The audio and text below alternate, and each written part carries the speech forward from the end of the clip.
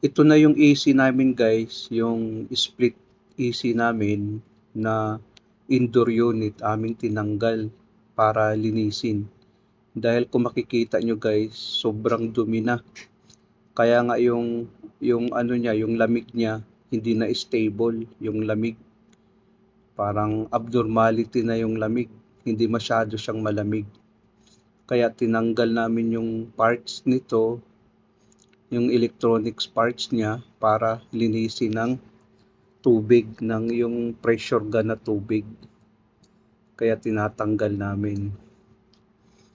Yang ano kasi tinanggal namin ay yun yung sa earthing niya, yung sa ground. Tapos yan yung electronic parts na aming tinanggal din. Binaklas din namin yan para naman pagtirahin ng tubig, hindi yan mababasa. Kailangan kasi hindi yan siya mababasa. Kailangan talaga tanggalin din yan. Kung makikita nyo guys, sobrang dumi na talaga. Kailangan na talagang linisin.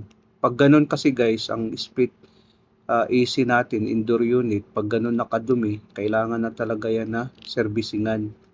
Kailangan na talagang linisin ng tubig para maganda yung buga ng lamig niya, para walang problema. Ganun kasi ang dapat gagawin sa mga AC natin sa indoor unit pag hindi na masyadong stable yung lamig. So tanggalin na natin.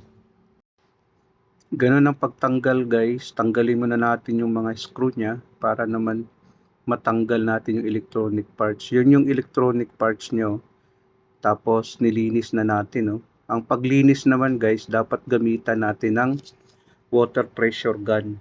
Ganun kasi ang mabisa para mabilis ang paglilinis, para matanggal kaagad yung mga dumi. Kasi may pressure kasi yung tubig na ating ginamit. Kaya kung makikita natin, mabilis lang ang paglinis niyan. Dahil pressure gun ang ating ginamit. Ganun lang guys, dapat tanggalin talaga lahat yung dumi. Kung makikita nyo sa sahig, ang dumi talaga. Pati na rin yan guys, talagang marumi, kaya kailangan talaga gamitan ng water pressure gun. Yung water pressure gun natin guys, kasi may pressure yan, kaya maganda ang resulta ng paglilinis natin kung makikita natin.